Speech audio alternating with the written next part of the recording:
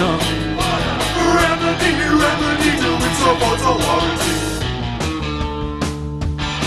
If you are still unable to solve the problem, on some games there is no pulse function. We were about to stop. Hello everyone, welcome to the Pixel Shack, Screenhubs UK's, games news? It's been so long since we've done dare we say it, but back to regular Well, to be honest, I think, to be fair to us, this is actually one of the few shows that has been regular. And now that we're on a new kind of schedule, it's going to be even more so. Come back once every fourth week, this being the fourth week of but you probably won't realise that listening, will you? This is a very clunky intro. This is quality Okay, news, video game news. Yeah, I think we've got quite a bit to talk about tonight. The biggest news, I suppose, being the Video Game BAFTA Awards, which took place last week. Mm-hmm. Now, did anybody actually watch these? I didn't. I saw the highlights and kind of people getting the awards. And The highlights being a very select word to use for what was a fairly bland award ceremony. I mean, it always is. Don't get me wrong, right? I much prefer the BAFTAs to the bullshit that is the Spike Video Game Awards. I think gaming as a medium needs a serious awards, and BAFTAs is almost there, and I think we need to kind of maybe change little bits here and there. But yeah, Spike Video Games Award isn't... I mean, Jeff Keighley said it himself. He goes, it's not about the awards, and it just kind of puts the whole thing in perspective. They really don't care about the games or the awards. It's just kind of a publicity thing. It is just one giant big publicity. It's like a 3-hour E3. Pretty much, you're right. But I mean, I think the BAFTA is quite a well-respected, well-established organisation, so I don't think they'd let that shit. Everyone's in fucking tuxedos. It's established. It's official. Yeah, there we go. Yeah, there wasn't a hoodie in sight, really, was there? If we have an awards show, should we all wear tuxedos, just the three of us? I think so, because it will just be the three of us. I haven't got any pants, but yeah, that's fine. Doesn't matter, just cut the webcam off at the waist. Well, we'll still right above Spike instantly, so... But yeah, I mean, the BAFTAs, the video game BAFTAs have actually been around for quite a long time. And when they've awarded a game like their Game of the Year, it's always been quite a seal of quality, as it were.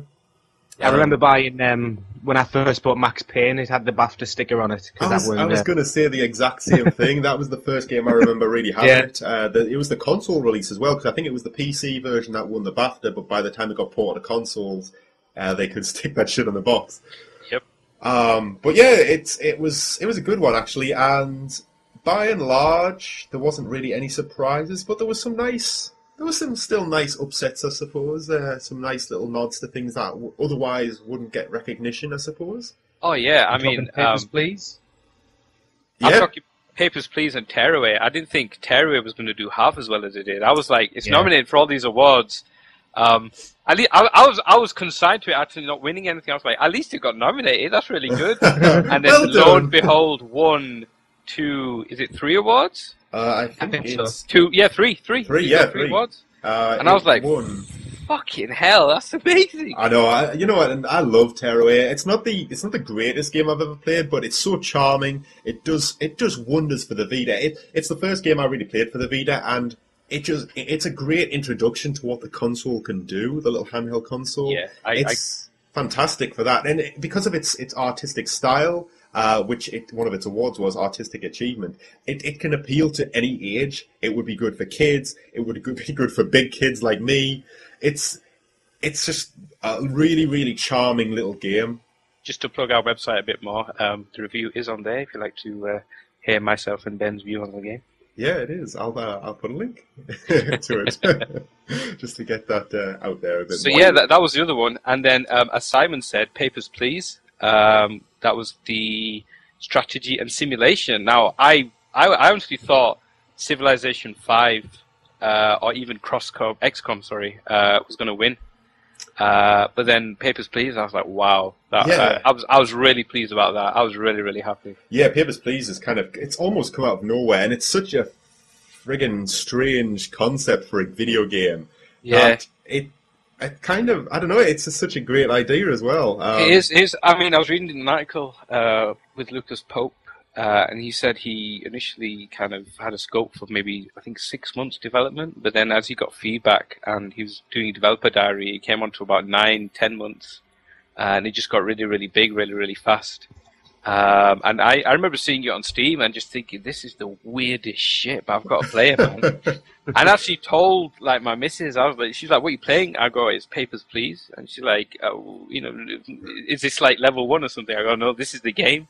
I said, what do you have to do? And I said word for word, you are a border control agent and you have to assess whether people can be allowed in the country or not. And she just gave me this disgusting look and walked off.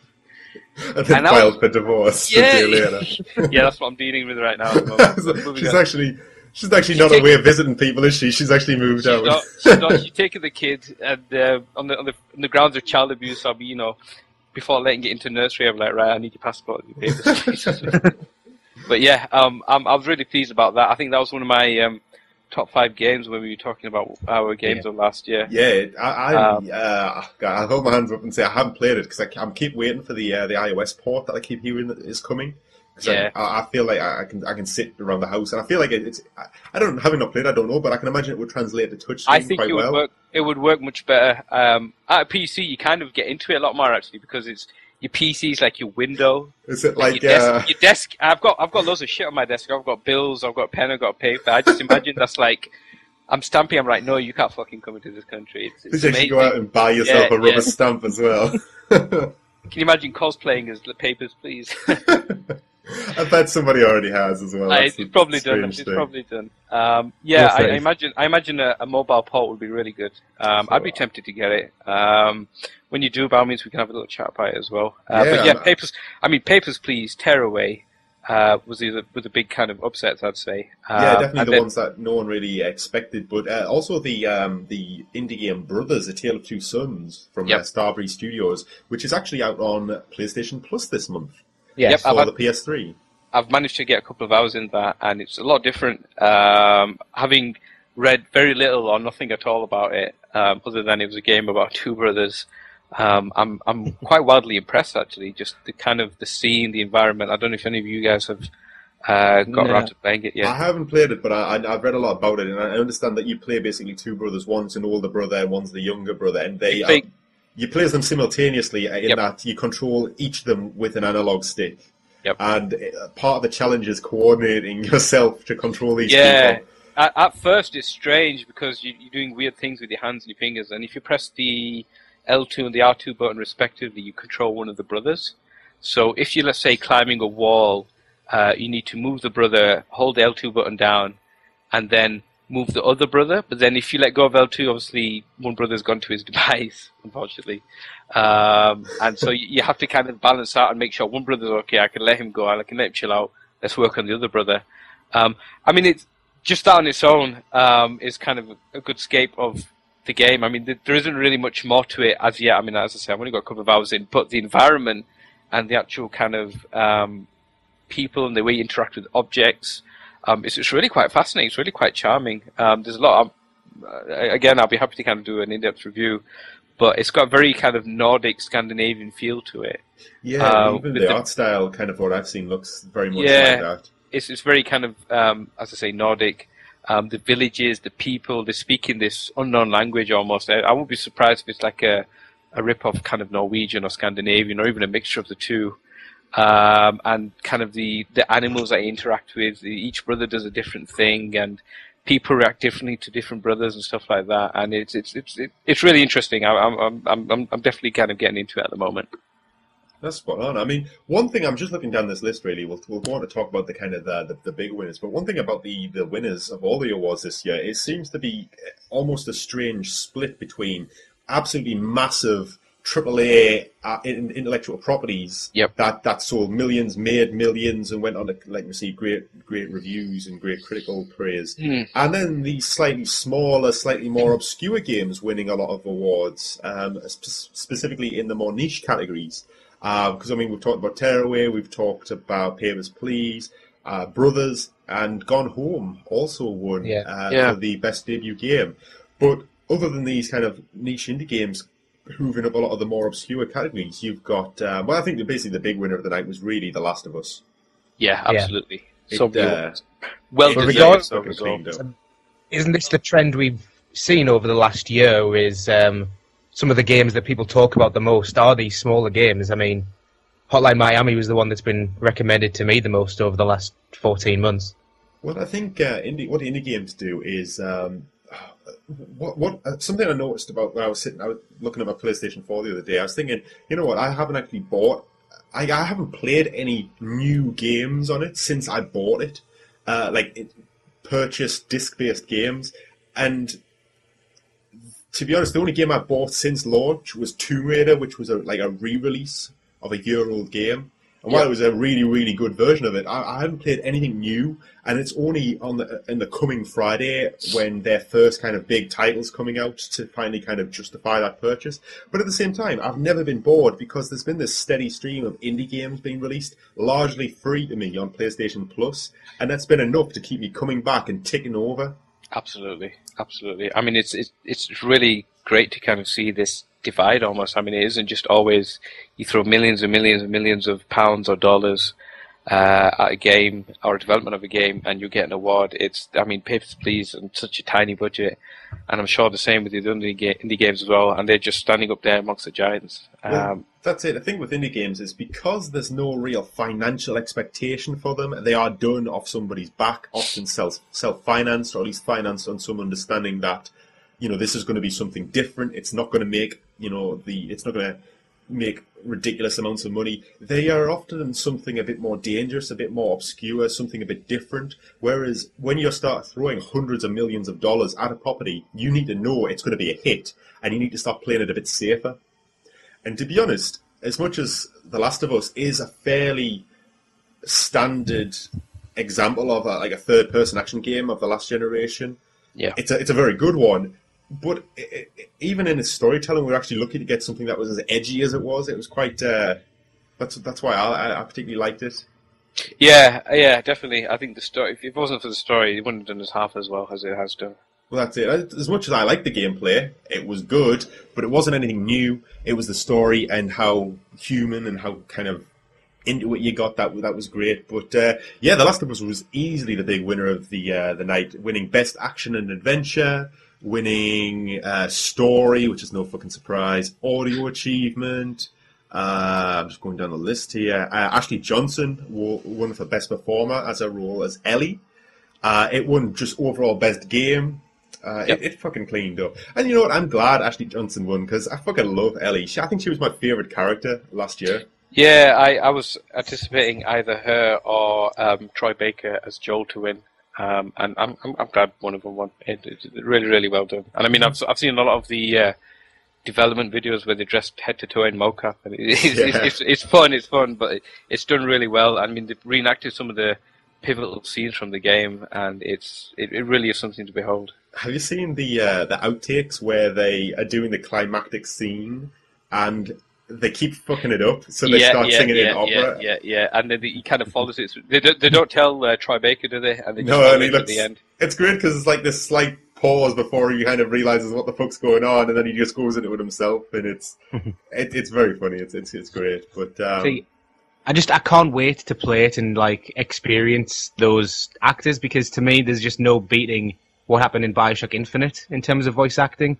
So Troy Baker again, mate. Troy Baker again, mate. Well, there you go. The chances are, if you're playing a game, Troy Baker's in it.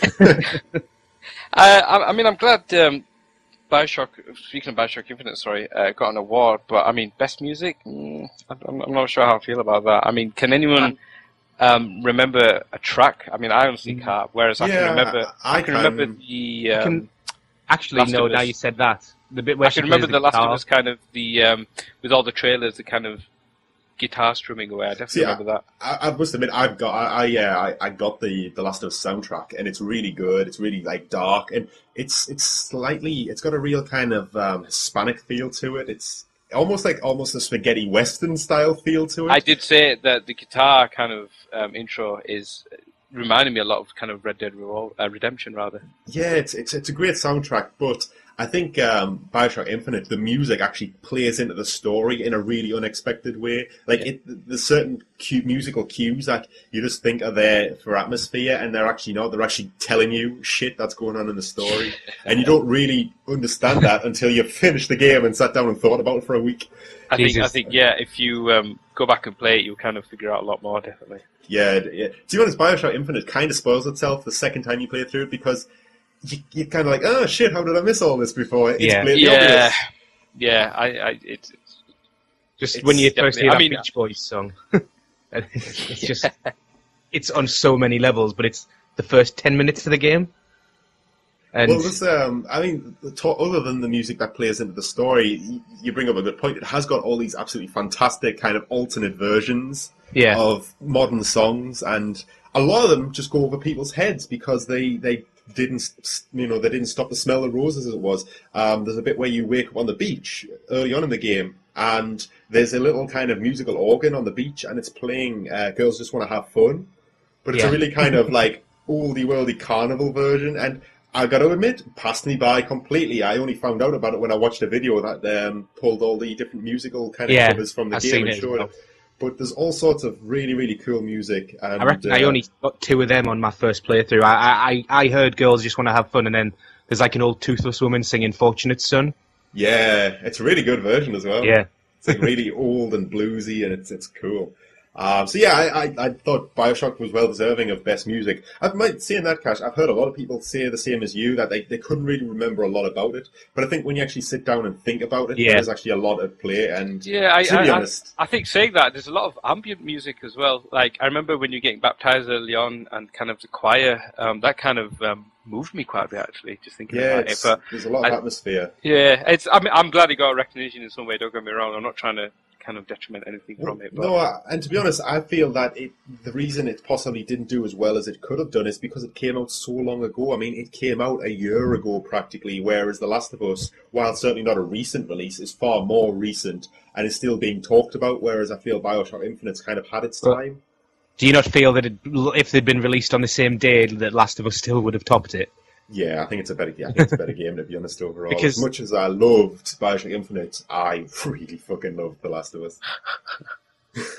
Yeah, it's one of the reasons, just Naughty Dog in general, nudged me towards PS4, and The Last of Us port, whenever it comes out, it's on my list. It'd be very interesting to see what happens with it. I think at the very least, we will see The Last of Us come to PS4 on the PlayStation Now service. But that also means it may very well come to the Vitas, so... Yeah. I wouldn't be upset about that. But the other big winner of the night was... Well, I suppose it'd be more adequate to say it was actually Rockstar Games rather than Grand Theft Auto 5. Yeah, Rockstar had the only reason I can think they won so many awards is their name. Deservedly so. They got a lot of recognition. They got the Fellowship Award, obviously, and I mean, it wasn't just for GTA 5; it's for all the kind of iterations of the game, and I guess the other games that came before it. And I think it was well deserved. I mean, was it last year or the year before? Gabe Newell from Valve got it. So I think to give Rockstar Games this is really well deserved.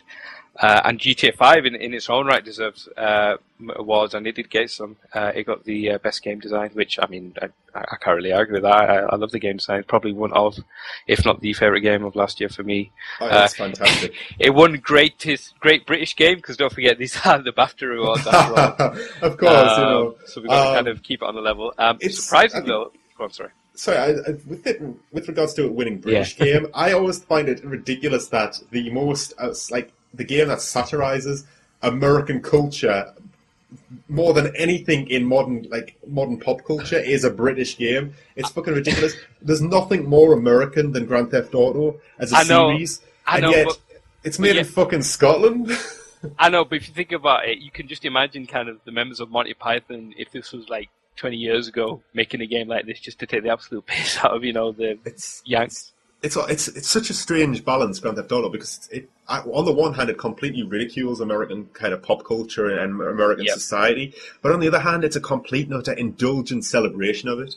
It absolutely revels in the absolute kind of gaudy filth of this debauchery, and it's fucking amazing because of it. But I mean, they did GTA London many years ago, and obviously there was the Getaway as well, which I guess wasn't as popular as Rockstar. But I mean, sorry, that's Grand Theft Auto, but it was decent in its own right. But yeah, I mean, it is American, but it's kind of in with its own rules in the sense that it's not American cities. It's kind of, you know, your Vice City, your Los Santos, and your Liberty City as well. I really like the fact that they've got their own universe because it allows them to play with it a lot more. They could do so much shit and get away with so much shit. Yeah, and it also like gives them a bigger playground and a bigger toolbox to work with, because Absolutely. Everything about that world is kind of tailor-made to the experience. It's, you know, and for all intents and purposes, Los Santos was LA. It was just an incredibly warped and twisted version of LA. Yeah.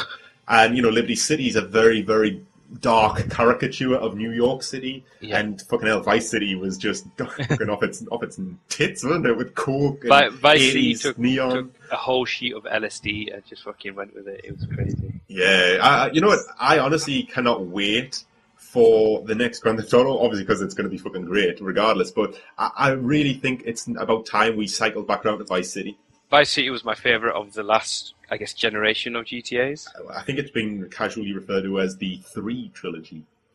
Ah, okay. 3 trilogy. Ah, yeah, of course, GTA 3, because we didn't get the actual next iteration to Grand Theft Auto 4. But, yeah, San Andreas, with all its kind of size, scale, and stuff to do, for me, Vice City, just the story and the setting, the 80s, fucking struck a genius. It had atmosphere that San Andreas lost a little bit in its scope.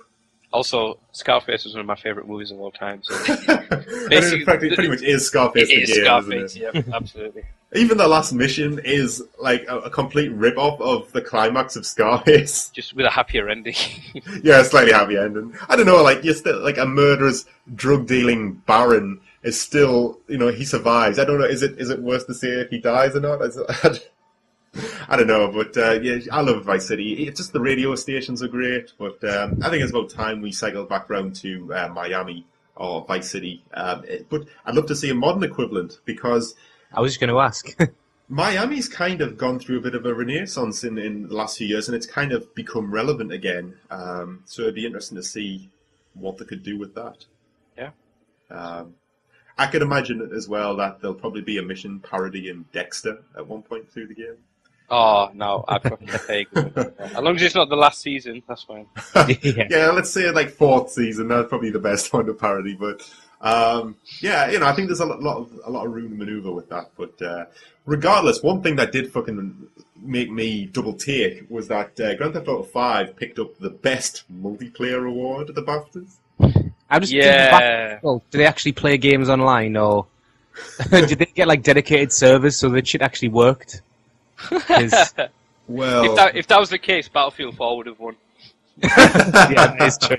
Well, you know what? For all the shit Battlefield 4 is getting, and I got to admit, I've got to say that at the moment I think things are pretty okay. They're not spot on, but they're tolerable for such a big scale game that I have a blast with it nowadays. But for the first 2 or 3 months, it was very much a beta. But regardless of all that bullshit, Grand Theft Auto 5 was in a much sorrier state when its online launched. It was. I mean, they kind of played themselves, because if you remember, before it came out, they were like, yeah, we're going to have problems with it being online because we've never really done anything like this, so just bear with us. And everyone seemed to have forgiven them.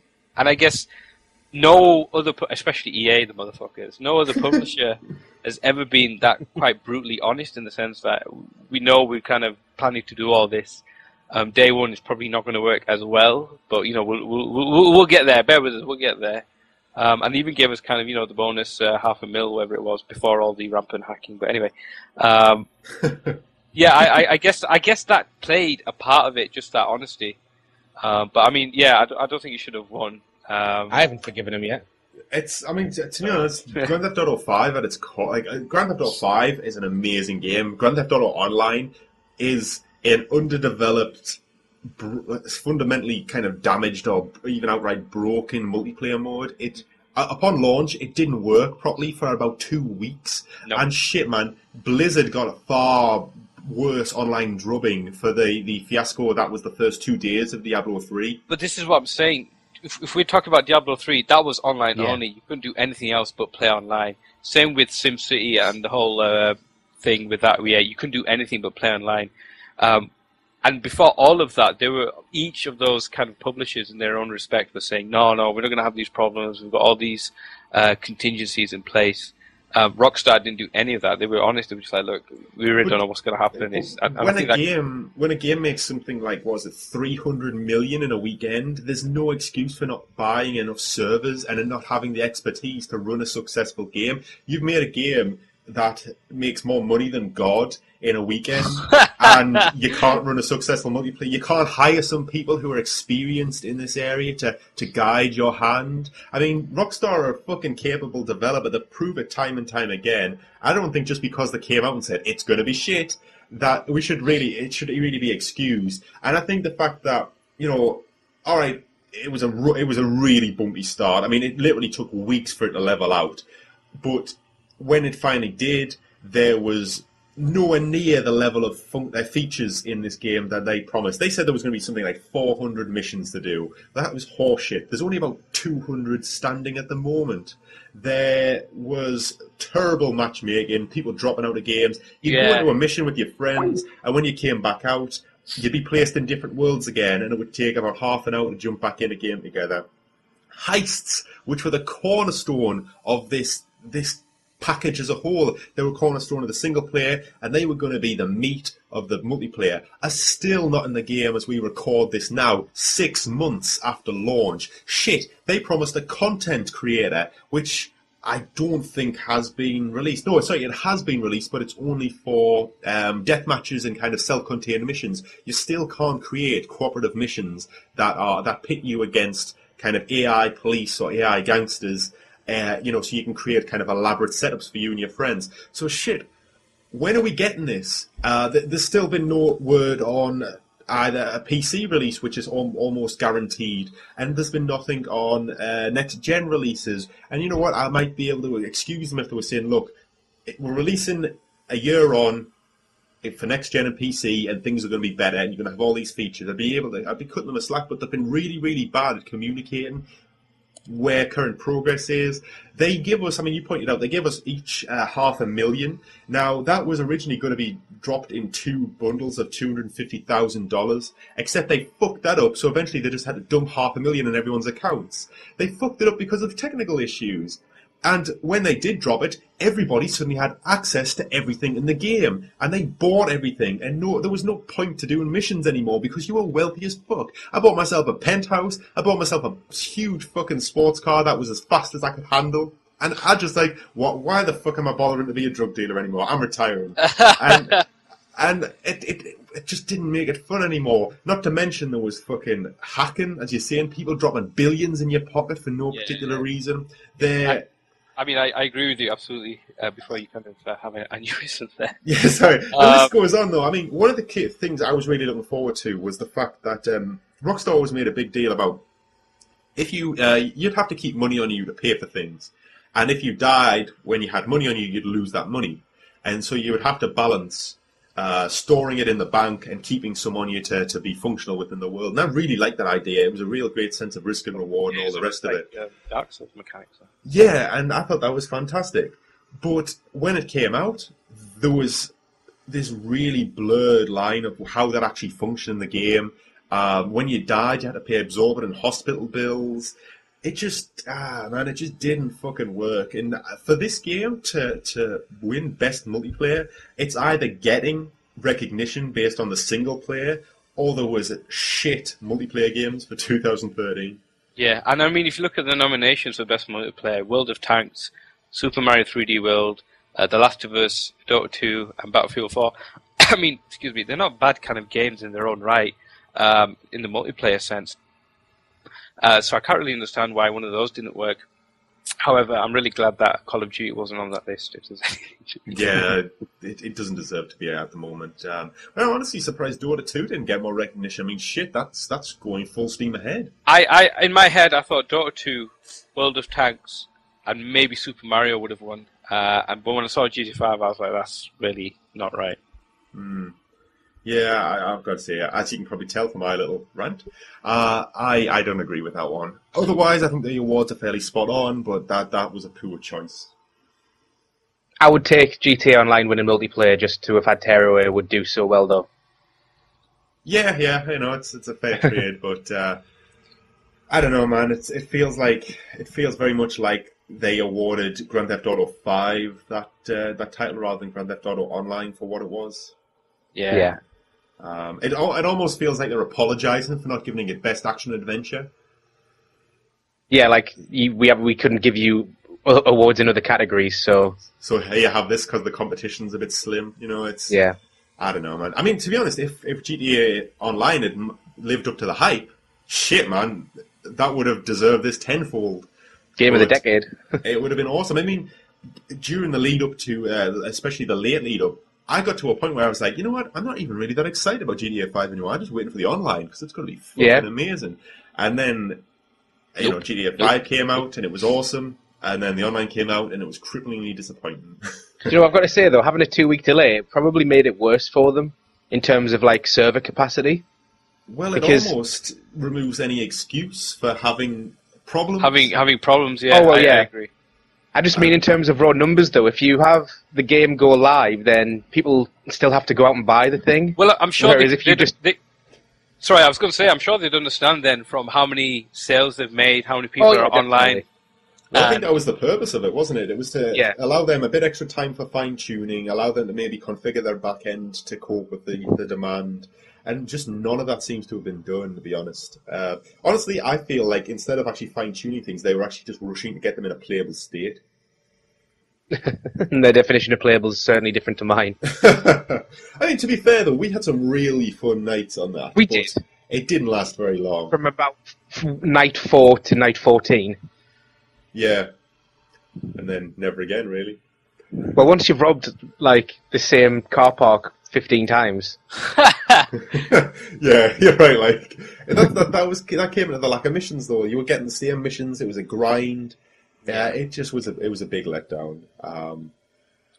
The potential's there. It just hasn't. Yeah. It didn't deliver. I mean, again, but I mean, what we're saying with the BAFTA awards is this is kind of the champion of multiplayer games in 2014, and I just don't think it was. No, I don't think it was either. I think there were better games that were more capable. From a technical standpoint, I think they fucked up with that one. But the rest of them, I have no real complaints. And at the end of the day, it's a frivolous award ceremony. As much as we said this is the probably most respectable one, it's still as fucking meaningless as the Oscars.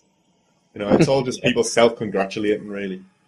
Yeah, that's what I said early on. I think we need to kind of be more critical and up our game in terms of the BAFTAs, because I think we really need kind of a proper platform. I thought you were telling us to up our game there, Cash. I thought we're fairly critical, we are.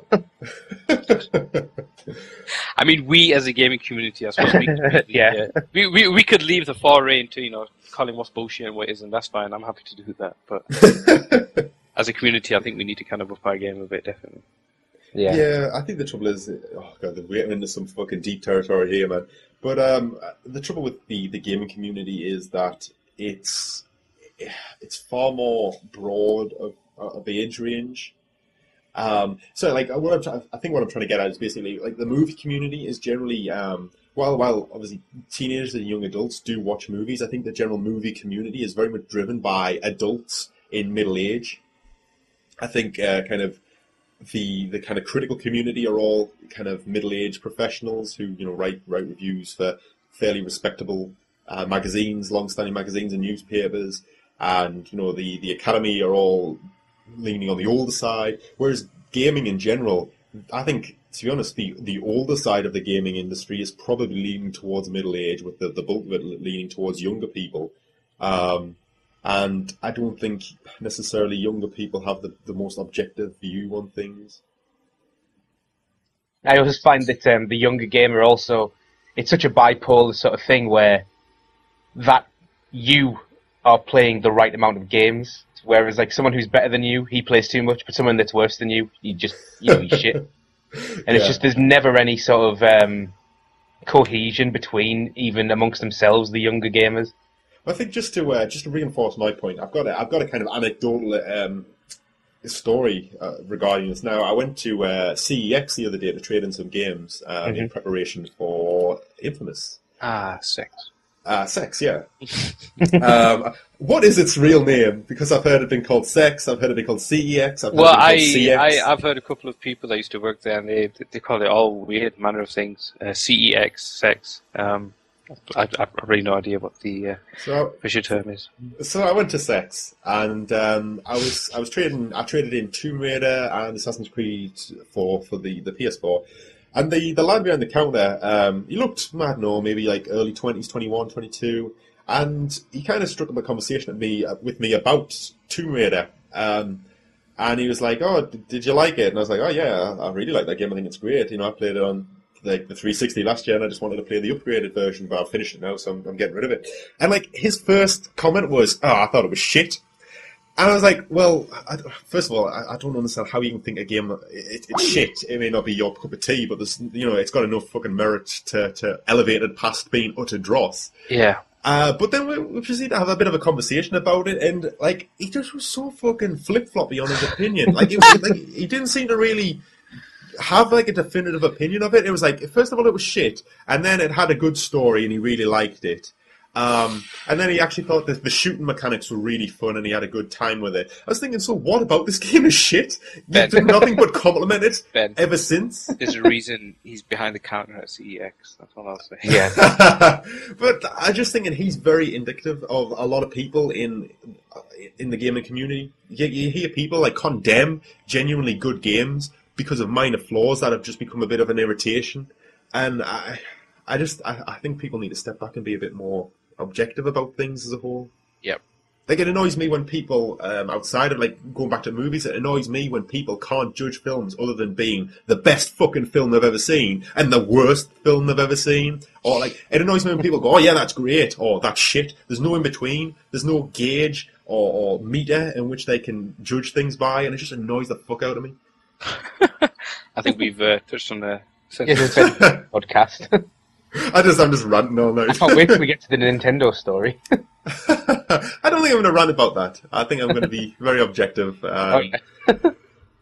So yeah, let's talk about something else. Let's go on to something else that's it's a bit of a controversial topic, as always, depending on the quality and the substance of it. But DLC. I was back on the agenda. Tell us, it's back to the agenda, for downloadable content. So you've got some news on DLC. Yeah, I'm a big fighting game fan. Not terribly good, but a fighting game fan nonetheless.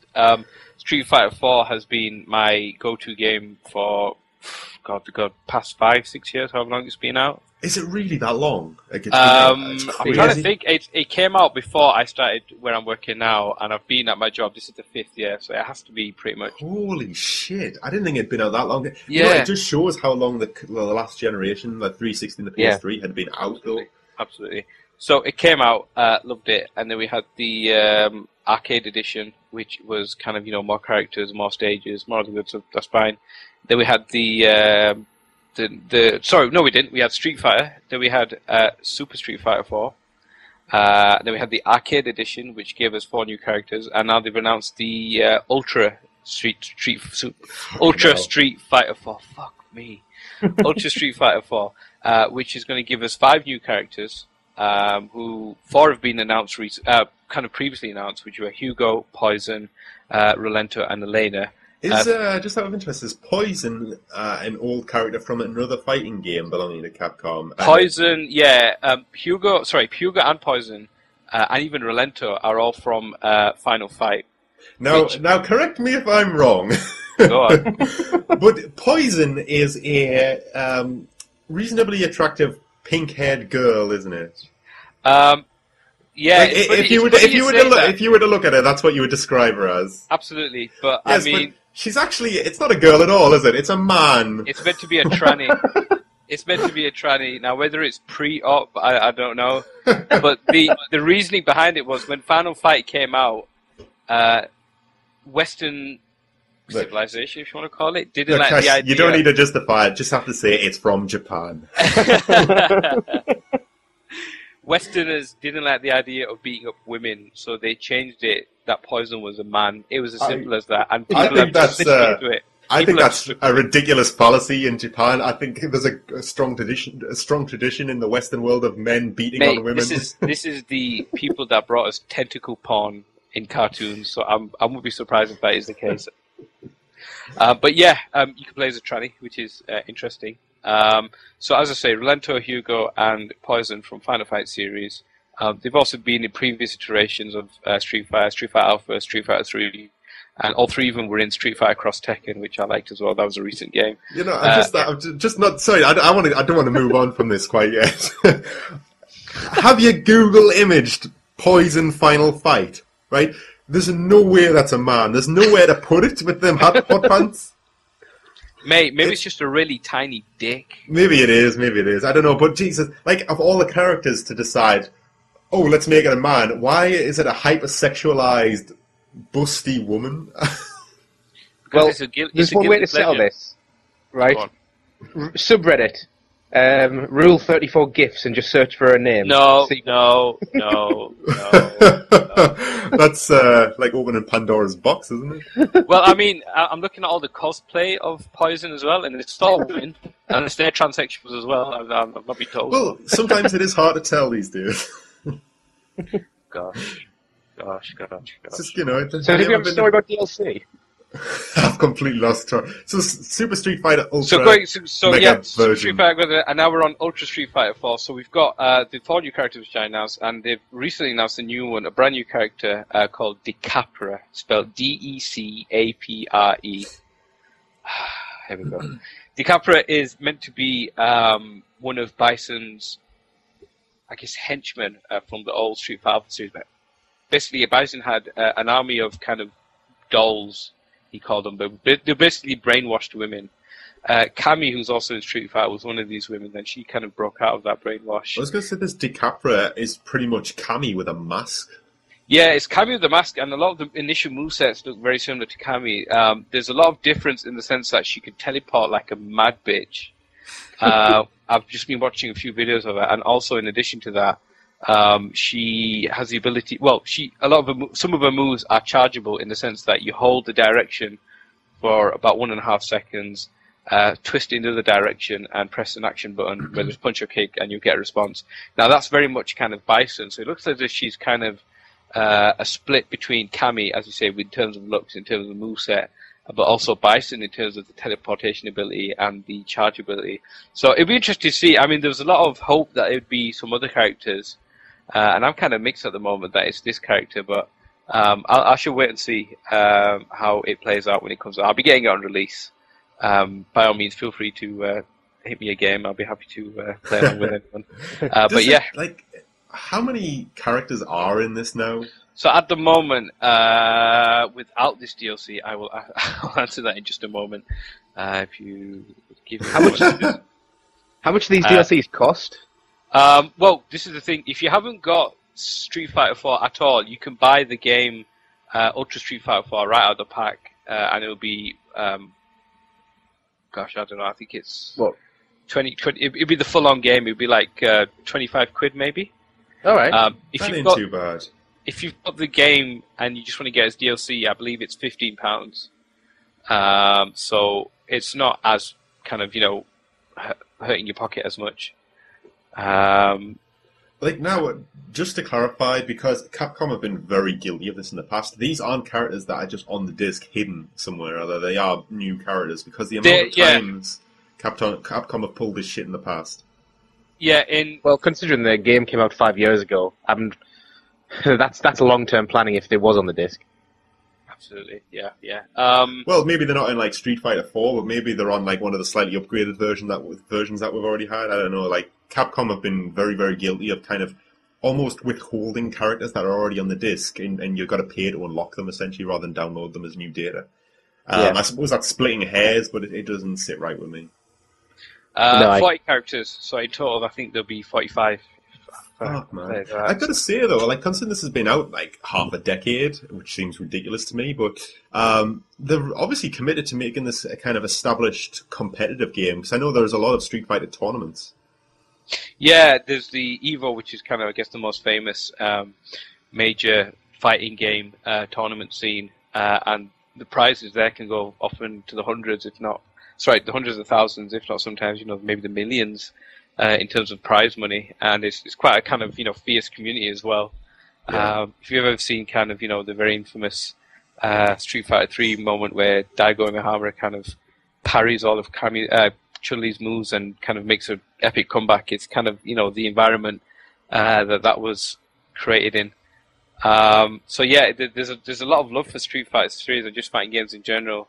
And I think as long as there's a demand, Capcom will keep releasing. So I won't be surprised if there's a Turbo Ultra Champion Extreme edition, which may come out later. I mean, they always say this is the final edition, but I think if there's always a demand, there'll always be iterations. Well, if there's money to be made, let's face it, they're going to fucking launch it. Yeah, absolutely, absolutely. But yeah, I'm looking forward to it. These are brand new characters. Do you think you'll see a version on the next-gen consoles? I would be surprised if we didn't, because for people just to stop kind of playing Street Fighter solely because it's on a different generation, it would seem a bit silly. I'm sure they'd kind of do an enhanced version or a kind of a final edition, which probably won't be. But yeah, I'm going to get that as well. I'm just a sucker for it all at the moment. Well, talking about DLC. Now I know this is a favourite of mine and yours. It's already came up tonight, but the Last of Us got its DLC Left Behind a couple of months ago, last month. Yep. I've yet to kind of cut my teeth on that, but that's on my to-do list. Yeah, I mean, I don't have my PS3 at the moment, but I'd love to fucking play that. But it's basically a prequel that goes into the backstory of Ellie a little bit more and introduces her friend Riley, who's briefly mentioned in the closing moments of the original game. And it's actually the highest. It's now the highest critically rated piece of DLC on the PlayStation Network, the PlayStation platform. It's been very, very well received. I know there's some people who actually didn't really care for the base game, those heathens, who actually preferred this DLC. There was I can't remember his name, but the guy who reviewed The Last of Us for Polygon. He didn't really like The Last of Us, but he seemed to very much like the DLC, which is quite odd, but never mind. Sacrilege. I know, fucking sacrilege. But talking about The Last of Us, because I always love to, it's actually now surpassed 6 million sales, which, let's face it, a game that is a brand new IP selling at the end of, at the cusp of the next generation. Yep. On a single platform. That's pretty fucking impressive. That's really impressive. What was GTA 5 numbers? Oh, they were way higher. GTA 5. I know, but just to compare, though, you've got like a game that people have been waiting for. GTA 5 was on Xbox as well. Wasn't it like 27 million or something? Like ridiculous. I might be pulling them things out my arse, but that seems to stick in my head. But yeah, I mean, basically, it is an incredible success for Naughty Dog. And now we're kind of holding our breath and doing a bit of a wait and see, because Naughty Dog seemed very adamant that The Last of Us was a kind of passion project that they just wanted to do one-off, and now they're going back to doing other stuff. But I can't imagine Sony will let them entirely. No, that's a cash cow that they're going to re-milk him for a while. Now, there's a couple of ways you could take a sequel. You could, I think the worst possible way would be to do... use the same characters. To be honest, I don't want to see those anymore. No, I don't. They had their story. They're done. But I would more than happily play more games in that universe. Yeah, I'd love to see maybe another kind of story, maybe during the initial phase, because we've got a 20-year gap between when it all started and when we messed up. So maybe something. Why not make a game where you're playing as a soldier? Who's got to go around executing people at the beginning of it, and then kind of, showing the first few years of his life or something. Spend a bit of time as a bandit on the road and do all sorts of crazy shit. And there's a lot of room to maneuver. I mean, there's a bit in the original game where you're going through the sewer network and you're basically stumbling upon an old kind of stronghold of a group. Yep. And there's loads of optional diaries you can pick up about a guy called Ish and how he's a stranger but meets a kind of family and becomes their kind of almost surrogate uncle to the kids, and he's very much one of the guys, and he's very much a key member of this group. And then you find, as you go through the sewers, you find more and more evidence to find that this has actually fallen apart. People are starting to die. The infected are getting in. I mean, you've really put some time and effort into that. Did you not? Do you remember Ish and his story? Yeah, I did. It's it's really interesting. And it was almost like Fallout because it was a vault essentially, wasn't it? Yeah, well, but loads of people were like kind of when people were speculating and saying, DLC, what's going to be. People were saying, well, you know what? They seem to put a lot of effort into Ish's story. Maybe we'll see. Maybe we'll see it unfold. But we never did. So maybe we can get a sequel with shit like that. I don't know. I don't know if you guys maybe already mentioned this, but there's rumours that they're making Last of Us movie as well. Well, they're not rumours; they are actually confirmed. Even better. Yeah, there's been a deal put in place for the Last of Us rights, so. Yeah, I definitely don't know the specific details, but the guy who wrote the game, what's his name? Neil Druckmann. Yep. He's actually writing the movie. Yeah. So, which is it's good and bad. You never know how that's going to go, but.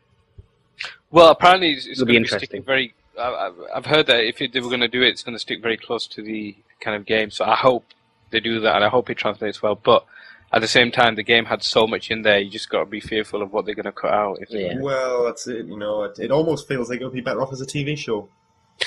Like better than Walking Dead. Well, it's better than Walking Dead by default, really, isn't it? The most uneven show on television. You're like, at least it wasn't Dexter's final season. God, that really hurt you deep, didn't it?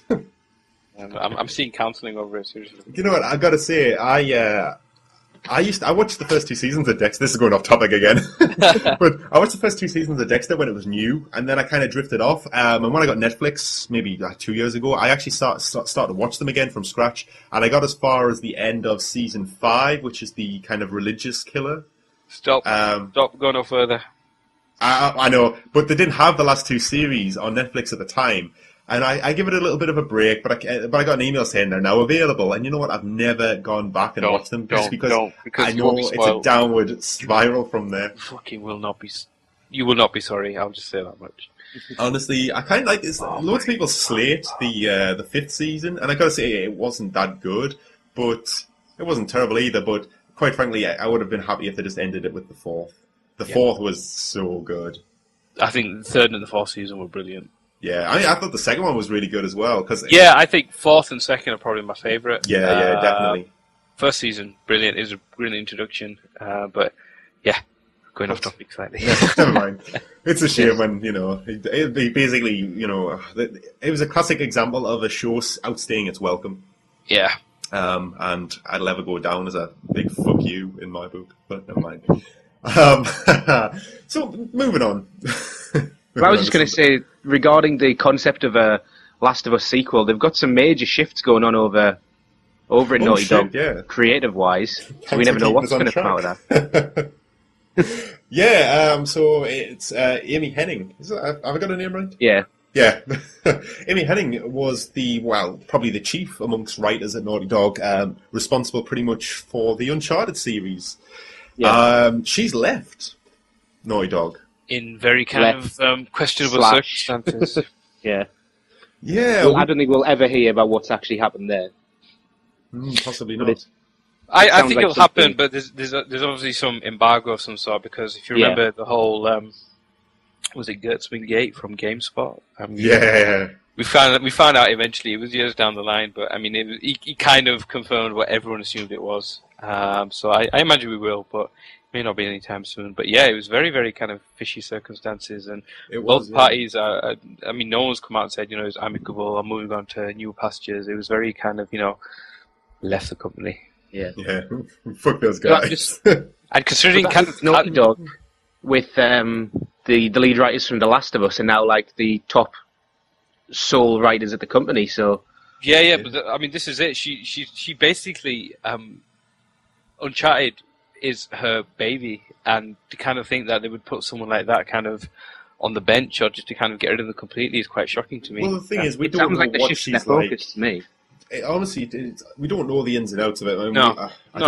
It's shocking nonetheless, and you can just think it's got to be something major for someone of that caliber. Possibly, yeah. Maybe she was just very difficult to work with. Maybe maybe she had creative differences with the rest of the staff. Maybe she didn't like the way the company was going and left feeling slightly bitter that she'd been forced out creatively like that. We don't know, and as you say, we probably won't know for quite some time, but. I don't know. Maybe we'll see that Uncharted 4 be really dark and brooding, and Nathan Drake will have to bash Sully's head in with a brick or something. Fuck it out. if we got Neil Druckmann, if we've got Neil Druckmann writing it, who knows where it's going to go? Because fucking hell, The Last of Us gets pretty grim in places. But yeah, it's kind of unexpected, but it'll be interesting to see where she ends up. Yeah, she'll go somewhere. I imagine another publishing house will take her up because she's just got such a great kind of resume behind her. Yeah, maybe. I mean, she might even just take a break from gaming in general. But I mean, if she doesn't, EA, even Microsoft might just kind of take her up. Speaking of EA, maybe fucking Respawn Entertainment will hire her because as much as Titanfall's like a really good game, their story is paper fucking thin. Well, yeah, it's only multiplayer only, so how? Well, no, there is a campaign. There is a campaign. Yeah. But it's like overlaid on kind of set multiplayer missions with kind of added cinematics and scripted events. Yeah. It's just how much of a like traditional storyline experience can you provide someone when you've got these multiplayer matches as all the action in between? Well, I don't know. I think you could do a lot more than they did. Feels like it's got a universe that begs to be explored a bit more than it was. Yeah. But never mind. That's neither here nor there. But speaking of Titanfall, segueing into that. Nice now, it came out last Friday, which was the 14th, I believe. Yep.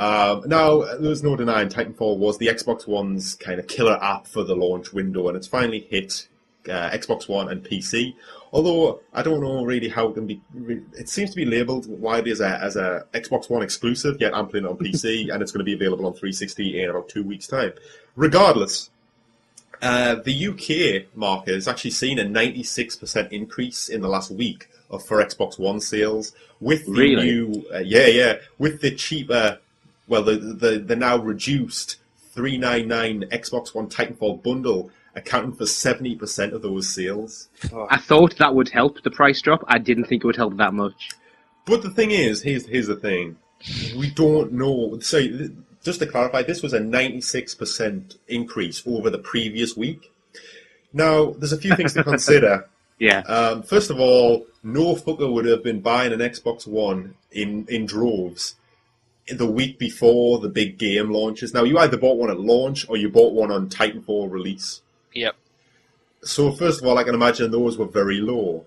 Second of all, we don't know what this 96% increase is on.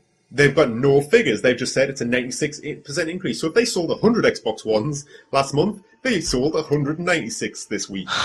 So there's not really any context to it. So while it's obviously great news for Microsoft, there's not really a huge amount of context to this number. Yeah, and to combat that, a guy called Christopher Dring, who is one of the head honchos over at MVC, the market for MCV even, the market for computer games and video games website, which tracks a lot of kind of sales and such like. He tweeted saying that Xbox One sales jumped 96% last week, but according to my retail sources, PS4 sales also rose by 72.4%. That'll be because some stock came in. So, again, 72.4% of who knows what. But basically, it seems that the Xbox One is just starting to sell now because of Titanfall, but the PS4 still cannot sell enough. It hasn't got enough units to actually shift.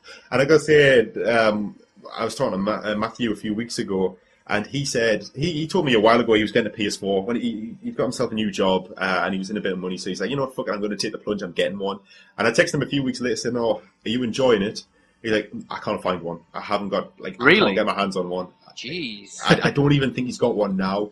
That's ridiculous. So it's just crazy, man. I must admit, I've seen like 3 on shelves since launch, and I've seen 30 or so Xbox Ones. I mean, that's like complete fucking hand wave and like exaggeration, but I've seen a ton of Xbox Ones and no PS4s.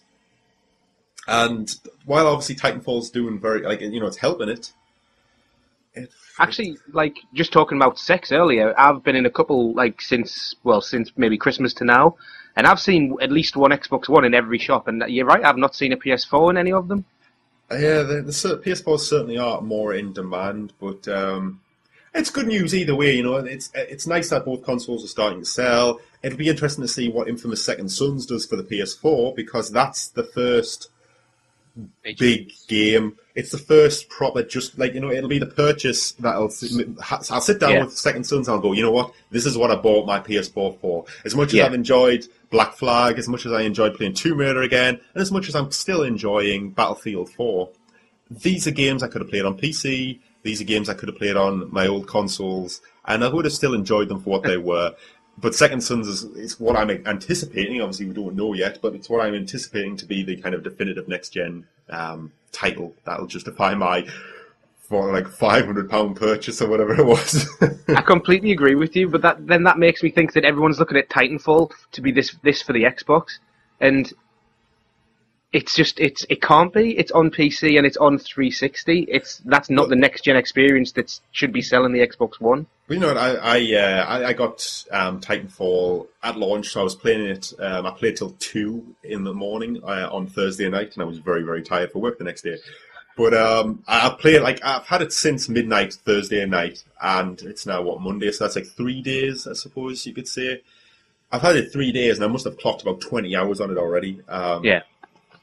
I love it. It's a really fucking good game. It's very, very different. It's very, very fun. But you know what? There's nothing about it that hits me as next gen. The graphics, while nice, are nothing you haven't seen before. The games are not ridiculously epic in scope. I mean, it's only 6v6 with bots. I mean, we're quite early on. I mean, they did say they didn't want to make it much bigger in terms of PvP numbers. Don't get me wrong. I'm not complaining about the actual flow of the matches. The matches actually flow very, very, very, very well, and you don't need more than 6v6. It's chaotic. There's a shit ton going on, but nothing about it screams next gen. On the Xbox One, it doesn't. It plays to as far as I'm aware, it only plays to 30 frames per second, which does hurt a game very much. Like it doesn't play by 30 frames a second. I could be wrong. It doesn't. It basically, put it this way, it's certainly not 60 frames per second, 1080p. It's nothing. It's nowhere fucking near that. I mean, we're still in early days of the new generation, but I mean, of all the promises we were made of the years coming up to this point, it does sound disappointing. But the thing is, the Xbox One has never had anything like that. I mean, come back to Tomb Raider, the definitive edition, that ran 1080p, 60 frames per second, although it did slightly dip when things were going crazy, on PS4, and it was fantastic. But on the exact same version on the Xbox One, 30 frames per second locked. I think it still was 1080p, but I could be wrong about that, actually. It might be upscaled, I think. And you know what? These are fucking more often than not meaningless figures, but it just kind of, I don't know, it just demonstrates what the Xbox One's kind of capable of against the PS4, and it's still more expensive despite having a pretty significant price cut. I don't know, man. By all means, I think, as far as Titanfall being their killer app, Titanfall strikes me as a game that if you were waiting for an excuse to buy an Xbox One, this is going to be your excuse. But if you were looking for a reason, this might not necessarily be the reason. That's a nice way to put it. Good putting it. Yeah. So yeah, we'll see. But it is interesting to see how things are playing out, because it's still very early days. I mean, well, Christ, we're going to have these consoles, I would guarantee, about 5 years at the least. So I think they're going to want longer than that. But have you seen that the PS4 in Canada is getting a price rise? Yeah. What the currency? Fuck is that about? Well, hasn't it got something to do with the Canadian dollars dropped in value? So Sony are like, fuck that, we're not making any more loss on the PS4. Is that really? I think so. Well, you can see why they're doing it. I think it's a bad move, because now they're bringing the price of the PS4 and the Xbox One closer together. Microsoft have not done the same thing. And also games and accessories have also risen in price, whereas the Xbox Ones have remained the same as well. So they've basically brought the entry level for buying the console up, and then raised the kind of ongoing cost of buying accessories and games for it. So it'll be interesting to see. I don't really know how major a market Canada is, I must admit. Well, I'm going to guess that the major market for the PS4 is going to be Europe and Japan. Yep. You would have thought so. Do we actually know how well it's selling in Japan? I mean, I'm assuming it's going to do well, but... It's only recently come out, so I think... It has, yeah. We're waiting for a few more weeks, maybe months, till we get a full idea. But, I mean, it seemed to have sold very well. I mean, still no sign of the Xbox One in Japan. Yeah, I think it's done fairly well. I did have some figures the other day, but I've completely fucking lost them now. But I think it's doing reasonably well. But I think on the whole, Japan's moved away from consoles, and it's now very focused on handhelds. But again, I think Sony's doing fine. I think Microsoft are doing poor. But no, sorry, Microsoft haven't even launched in Japan yet, have they? Because they do poor anyway. Yeah, they're just leaving Japan to its own device, which is probably for the best for them, really. Yeah. Yeah, is Xbox still only available in those original 16 territories? I think there's a few more now. I haven't really been keeping up with it, to be honest. I think it's in a few more, but a lot of territories don't have kind of full voice controls. Some of them are very limited in scope and features at the moment. I mean, it's different strategies, because one thing we're seeing about the PS4 is it stretched itself very thin, and people who want to buy them in major markets can't. But the Xbox has kind of reduced the amount of territories it's in, but it's putting an Xbox in everyone's hand who wants one. So, well, I would argue though that on release, we did pre-order a while in advance, but I felt it was easier to get a console on release this time around for the PS4 than it was for 360. Really? Really? Yeah. In what sense? I wouldn't say that at all. I knew people that were still, my friend David, he pre-ordered really late, and he only got his 2 weeks after launch, with that launch day. Well, maybe it's because they're just generally making more anyway, I don't know. Because let's face it, they're selling way more these days than they ever were previously. Well, apart from the PS2. Well, no, like the PS4 sold way more in comparison to its launch window than I see your point, yeah. Like for time being out and yes. units sold. Sorry. In fact, I'm pretty sure if it continues like this, it's going to be the best-selling Sony console quite quickly. I could be wrong on that. Probably am, because everyone had a fucking PS2. Everyone had 6 of them, I think, at one point, but never mind. Talking about Japanese companies, though, let's talk about our old friend Nintendo. Oh, it's been a while. No, I wanted Matthew on the show tonight, but he didn't get back to me. He knew what was coming. He's like, I'm not even going to turn up. It's not worth my time. But yeah, Nintendo. It's everyone knows that Nintendo aren't doing particularly well with the Wii U. They're doing fairly fucking well with the 3DS, but oh yeah, the Wii U is a bit of a flop, to say the least. I know people who own one often defend it, but it's not doing well. Despite this, however, it's kind of been revealed that Nintendo has around £6.7 billion, that's UK pounds, in the bank.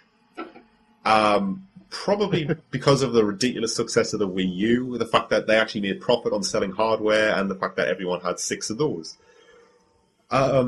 So I'm just reading an article from Games Radar, basically saying things like they could technically run a deficit of something like, I've lost. I think it was $250 million a year they could lose, and still function up to 2052. Yeah, and then they've got like 6.7 billion in tied up in revenue. Sorry, that's complete bullshit. They've got $3.8 billion pounds, held in businesses, like premises and actual physical objects, so they could sell them. And they did a calculation saying that basically if they released 3 Mario games a year, we could get like 189 Mario games before they finally go out of business if they make no money in the future. No, I think this article I've been reading is taking things a bit at face value, because I don't think money and finances for big corporations quite work like this, and I think Nintendo need to start looking at things, because there's companies who do have more money than that who are still looking at like teetering on the edge. I think an example was that AMD, who the chipset manufacturer. Yeah. They have like something like $2.5 billion in the bank, and yet people think they're looking fucking teetering on the edge. So just because you have big numbers in the bank doesn't mean you don't have big numbers in debt and tied up elsewhere.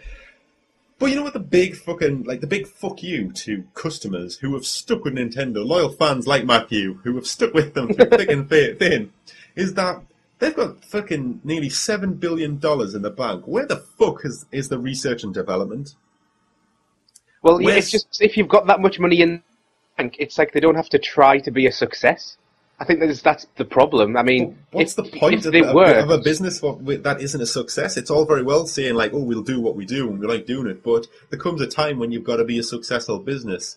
And I don't know, man. Nintendo just seems to have lost the plot. But if they had less money in the bank, I'm fairly certain that time would come a lot sooner than it possibly will now. But like, I'm not even talking when I say research and development. I'm not even on about let's pump out a much more powerful console than the Xbox the Xbox One, or the PS4. Let's make a game. Well, no, I mean like a new franchise. Well, shit. Why not fucking hand people like a ridiculous amount of money and say develop us a new IP that'll sell the Wii U for fuck's sake, or anything like that. But you know what? They haven't even got a functional online system. Really? I've said that loads tonight. It's horrible. They're still using friend codes and some other rubbish. I just don't see how that's functional in this day and age. Digital downloads are tied to physical consoles. So you, one thing with your DS, say you buy a couple of games on your DS from the Nintendo shop, they're registered to that hardware. So when that eventually goes bang, as all electronics do, you've lost your games without this really ridiculous, painstaking process. And even then, usually if you don't have the original console that they're registered to, you're almost guaranteed to have lost them. It's just painstaking. I mean, Christ almighty, we've had Xbox Live for 3 generations now. It's not a new thing. There's no excuse for it. Yeah. They could use $1 billion and pump out the best online system. Yeah, they could give away fucking Mario games like PS Plus gives away games. They could, I don't know, they could give everyone a fucking free 2DS. I'd love to know how many weeks could they give people away a free Mario game before they run out of Mario games? Because they must have quite a lot stocked up as well. I bet they do, yeah. It's all good to go. But it's good news for them. But I don't think it's It's bad news for a consumer. That's what I think. Well, it's never good when... I mean, to be honest, it's bad news for anybody who consumes games because it's healthy when there's Xbox One and PS4 slugging it out and then PC kind of, tagging in occasionally. But it would be even better if the Wii U was a heavy hitter as well, or some Nintendo console, because the more competition there is, the better markets there are. You get games exclusives like The Last of Us that won't exist if there's just...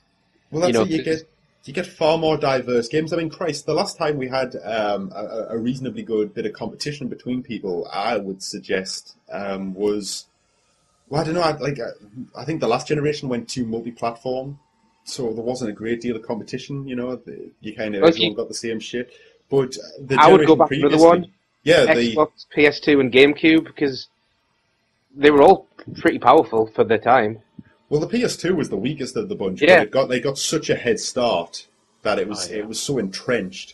The GameCube kind of sat in the middle, but it carried Nintendo exclusives.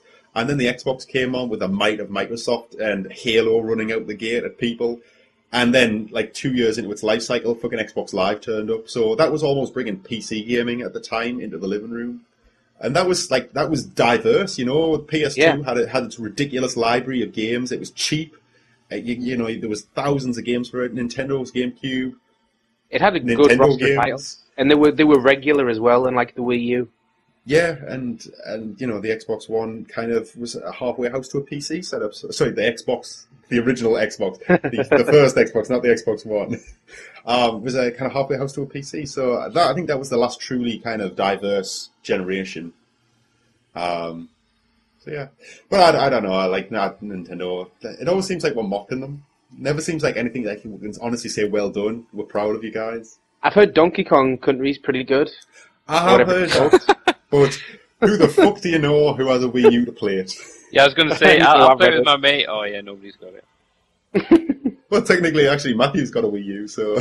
it's like we're in the school playground 20 years ago. It's like, oh, you play that new Donkey Kong game on the SNES. Yeah, it's really good.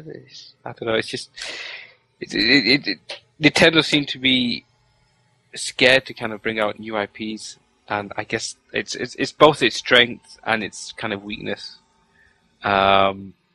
They should do both. I mean, there's no reason they can't. I mean, I've spent the last 2 weeks, I think, playing Crash Bandicoot, the original one, on my Vita. And there's just a part of me that wants, Naughty Dog's next move to be focusing on sort of Last of Us on one hand and let's have another Crash Bandicoot on the other. Well, I'd love it if Naughty Dog could get Crash Bandicoot back, because Activision have pretty much ran that fucker into the ground. Yeah. But it's just such a good game, that first one. It is. I think the first 2, 3 were really good. Yeah, the first 3 were legitimately good. They were the ones that Naughty Dog made. They also, Crash Team Racing was fucking amazing at the time. Yeah. And then Naughty Dog sold it off to Activision, I believe, to then focus on Jak and Daxter. I think And they, to my utter delight, they haven't sold off Jak and Daxter, but they also seem to be stuck on what to do with it. So, it's kind of good, kind of bad. Actually, speaking of sort of old franchises coming back, have you seen the new artwork for the new Sonic game? Yes. Oh my god. Oh god. Sonic Boom. That's what it's called. Yeah, Sonic Boom. Can we not do this? It's raping my childhood one game at a time. I mean, I don't normally like cite user comments, but this one guy was like, "Fuck me, Knuckles has skipped leg day." Yeah, well, it's technically not as like a mainstream Sonic game. It's actually a video game based on a new TV series that's coming out. Well, I've heard it's something like set in a different universe as well, almost, or something. Well, I would really fucking hope so, because what they've done to the characters is terrible. But since when has it ever been in this fucking universe? Never mind another one. Well, Sonic has got this kind of really slightly obscure story to it. It's yeah. They made it more complicated than it needed to be, and it's just it's beyond the past of. I think it's beyond the point of redemption now. Oh yeah, honestly, as much as I love Sonic, and there's been some valiant tries in the last few years. Like Generations was great. Generations was probably the last really good try. And yeah. I mean, it did well, and I enjoyed. I played it a bit. I enjoyed it, but I mean, it's never going to touch Mario from where he is now. Never ever. But the thing is, we're getting games that do speed very, very well. Why can't Sonic, the king of speed, fucking do it as well? It's just because he's too busy fucking doing long jump with Mario in the fucking London Olympics. He's too busy focused on his Olympic career to make fucking good platforming games. Yeah, how could Sonic ever be slower in the fucking? Oh. I know. It's maddening. It's maddening. But yeah, this Sonic Boom, man. The only interesting thing I think is it's actually made in the Cry engine. All right. Which is quite good, but yeah, it just looks mad, man. The funny thing that I read about it was it's been given to this new studio who wanted to prove themselves almost. And they've committed suicide, haven't they? They've like been professional seppuku by saying, "Let's do a fucking Sonic game." Well, I get the impression that the guy that said, "Hey, do you want to do this?" He's one of the Sonic co-creators from back in the day, and he went over to the studio and they says, "Hey, look at all this cool radical stuff we've been doing." And apparently, they'd wanted to put scales on some characters and fur on others and things, and just change them even more than they have done. And apparently, this guy was nearly in tears looking at this artwork. Damn, man. Yeah, it's really disappointing with that all. Joking aside, we joke that Knuckles looks like the fucking Incredible Hulk. I can't remember what they've done to Tails. Have they given them some flying goggles or some shit? Yeah. And to be honest, I actually quite like the Amy redesign, although I really just wish they'd been her as a character. She's terrible. Just keep it Sonic Nails and Tuckles. Sonic Nail. Fucking hell, Sonic Tails and Knuckles. I just don't understand. I never understood Amy because it's like Sonic, Tails, Knuckles, even going to other characters like Shadow, and then there's fucking Amy. It's give her a good name. I'm sorry, it's always forever going to be Dr. Robotnik to me. Fuck Eggman. Yeah, of course it is. Well, I don't know if you guys are familiar, but there's an even girlier character than Amy in the Sonic universe. It's Cream the Rabbit. No, no. It's terrible. It's truly, truly abysmal. But I agree with you, Cash. It should have stopped at Sonic, Tails. I don't mind Tails. It was fun to have a sidekick back in the Mega Drive days. And then Knuckles was quite a cool antagonist because he was kind of like Sonic's equal, but slightly different. And I honestly think they should have kept that kind of uneasy relationship between the two of them, rather than making them busy mates. And making them talk. Was the one where it was just super cheesy and everyone was best friends. Yeah, that was what turned it. I think without that game, Sonic's lifespan would have been a bit different. Well, I don't know. I think Sonic Adventure really did a lot of damage as well. Loads of people look back fondly on those things, but they have not aged well, and I don't think I remember them being particularly enjoyable at the time. The Sonic levels were good, but everything else was kind of, shaky at best. But never mind. Sonic's pretty much dead to me at this point. And I just noticed in game yesterday that there is a Sonic and Mario at the Sochi Winter Olympics. I didn't. Yeah. Why? It's if I was a Nintendo fan again, stop doing this. We don't need a Sonic and Mario Olympics game every time there's an Olympics on. Well, it's easy money though, isn't it? They don't need easy money.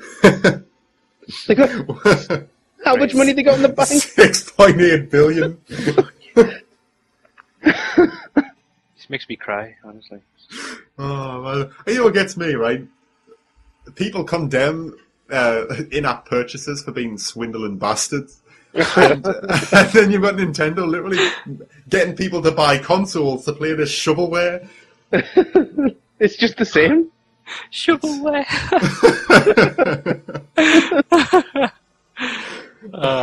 Should have been here. I would have loved it. I should phone him up.